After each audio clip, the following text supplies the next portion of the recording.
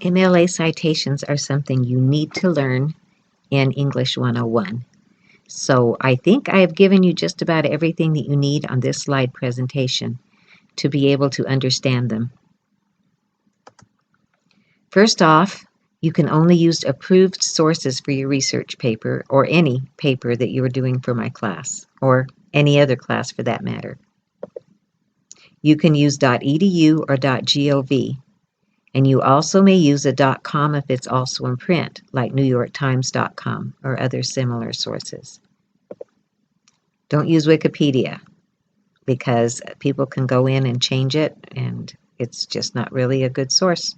Can't use it for any class that I know of. Now, when you do use a source, then you're going to have in-text citations. If you cite your ideas, if they come from another source, but don't cite common knowledge. One rule that I have found for common knowledge is if you can find the idea in 4 or 5 different places, it's common knowledge. Like if you said Pavlov made a experiment talking about behavior modification in dogs, you could find that in lots of places.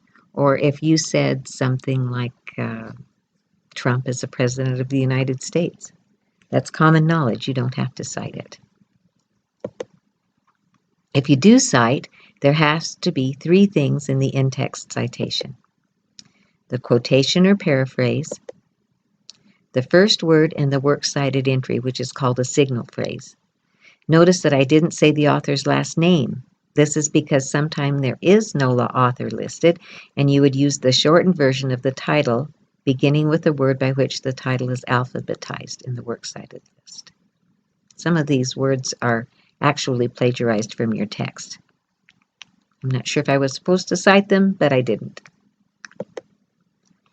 Also, the page number if applicable. So if it is a print source, then you use the page number. More about in-text citations. The signal phrase can be included in your text in one of 2 different ways. In a parenthetical expression, McDonald's is bad for your kids at Zoni 240. Now notice that after kids and before at Zoni, it goes kids, quotation mark, space, start of parentheses, then the name. Don't put anything before the quotation marks.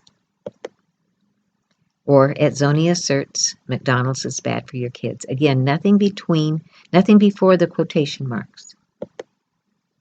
More about in-text citations. You didn't know there was so much, did you?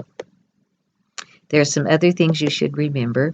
Don't double tag, which is using the signal phrase 2 times. This is an example of how not to do it. At Zoni claims McDonald's is bad for your kids at Zoni. So you only have to do it once, okay? Giving the signal phrase once. You must include a works cited entry for every quotation or paraphrase, and you must include a quotation or paraphrase for every entry in the works cited page. There has to be 2. Remember that most of the essay should be your own words. I allow 15% to be from the internet or other sources, but 85% of the essay should be your own words. And that should be up to 15%. You don't have to use 15%.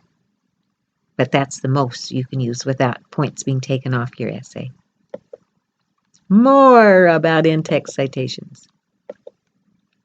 If you use an indirect quotation, someone quoting another source, use the format suggested by our text on page 413.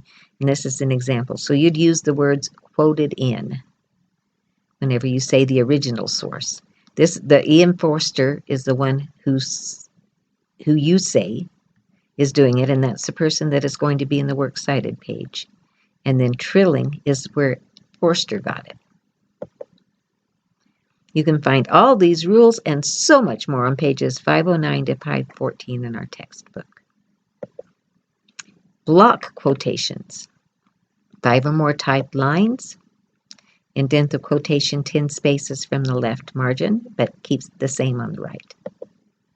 Double space.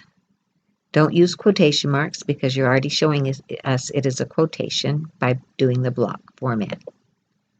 Don't indent if it's only 1 paragraph. And the parenthetical reference follows the period if you put one in. You can find an example of this on page 505 in the textbook. Now, the dreaded works cited page. Not to be repetitious, but every entry in the works cited page must have a citation within the text and vice versa. Center the title and double space the whole page. Alphabetize it. Use a hanging indent for all entries.